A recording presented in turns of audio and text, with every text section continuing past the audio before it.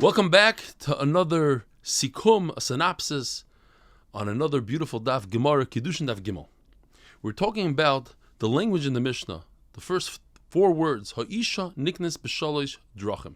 We discussed ha'isha niknes shalosh. Why the word derech? And the Gemara tells us either because derech could be used for lashon zachar and nekeva, depending on what we're talking about, and bia ikri derech. We're focusing now on Reb Shimon. Reb Shimon says because derech means the way. The typical way is that a husband seeks out a wife and not a wife seeking out a husband. And in fact, that fits right in to an esrog. Now this is very interesting. We're going to learn some beautiful halachas here. The esrog tree cannot survive just on rainwater.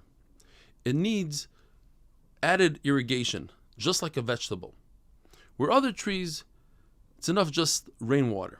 And therefore, an esrog tree is similar to a regular tree for three things, arla, revai, and shmita, and similar to vegetables for meiser. What is meiser? We're talking specifically meiser sheni and meiser ani. That is, if a person has produce, he should give approximately 2% to the kain, that's called truma, 10% to the levi, that's called meiser, and then whatever's left over, he takes 10%, and either he gives it to himself on years 1, 2, 4, 5 in the shmita cycle, or he gives the 10% to a poor person in years 3 and 6 in the Shemitah cycle. Now, a tree goes basar chanata when it blooms. So we determine the year. How many years? Arla is a 3-year period where you can't benefit from the fruits. We determine the year by when it starts blooming. A vegetable we determine when you pick the vegetable. So an esrog goes by when you pick it. If you pick it, let's say in the second year of the Shemitah cycle, then you would give yourself the 10%. If you pick the esrog in the third year of the Shemitah cycle, then you'd give the meiser to the ani. Because when it comes to meiser, it goes like a vegetable, basar, likita.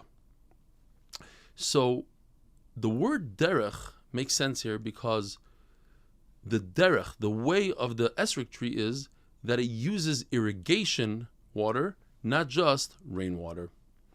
However, the Gemara doesn't like this pshat because when it comes to a kai is an animal, according to one shita, that had a mother who's a deer and a father who's a goat.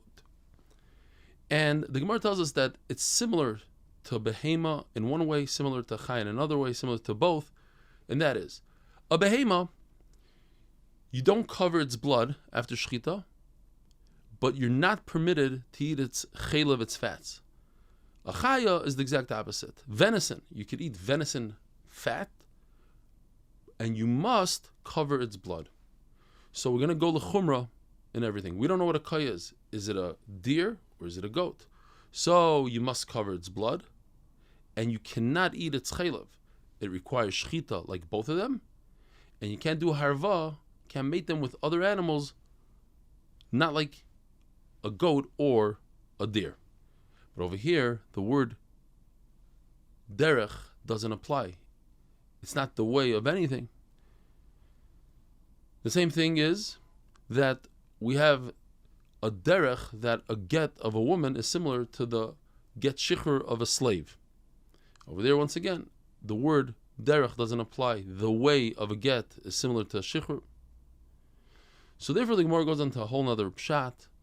When you have a distinction in things, like in our Mishnah, a woman could be acquired in 3 ways, but not chuppah. So therefore we use the word derech. Now if it's similar in everything, then we use the word davar. The Gemara goes in and says, why does the Mishnah tell us a number? A woman can be acquired in 3 ways. We know how to count. It must come to exclude something, and it comes to exclude, you cannot acquire a woman for erusin through chuppah. Chuppah is reserved only for nisuin. According to Rav Huna, it comes to exclude chalipin. That's kinyan sudar.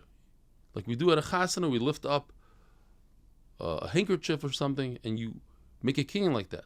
Now, even though you can use chalipin to purchase a field, but since it can be done with a handkerchief that's worth less than a shava pruta, a woman will not be mekadesh herself with it, as Rashi says, gnayula. She feels belittled by that. According to Taisvis, the Gemara had a havamina that chalipin works as a kinyan kesef, and from the fact that you see that it could be worth less than a shavar pruta, you see it's not a kinyan kesef. What about the number in the seif? It says v'koines atzma b'shtei drachim. It comes to exclude chalitza. Chalitza is how a yavama could get out of being nisiyabim to the yavam by removing the yavam shoe. That doesn't work by a regular woman. Why? Because it says in the pasuk, sefer krisos. The only way to divorce a woman is with a sefer, with a get. You think you could learn a kavachomer from yavama? We don't. How do you know they could acquire a woman with kesef, with money? As we said yesterday, we learned from v'yatza chinam ein kesef.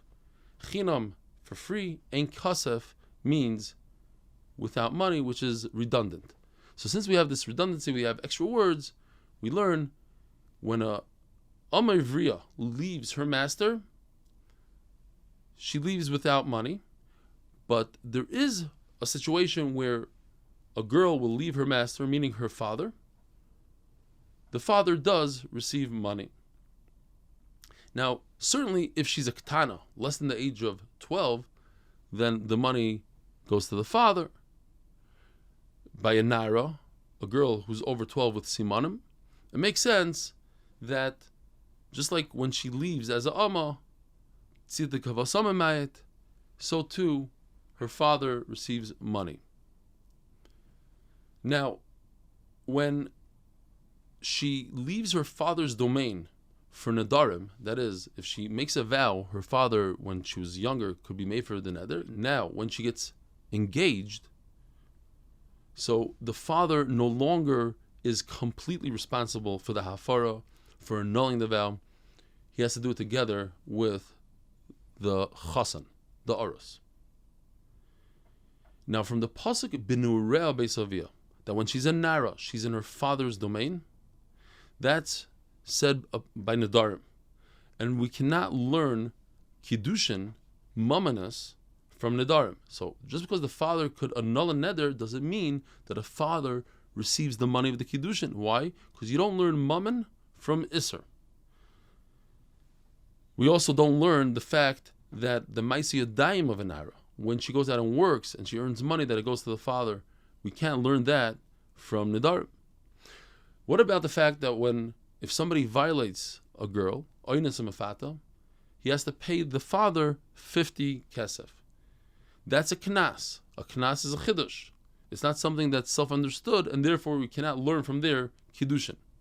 The fact that the father receives the added boishes of gam when somebody violates his daughter, that's because it's his, because he could give her over to a mukashchin, somebody that doesn't look very good, and that's included in boishes of gam, and you see that he's in that parsha.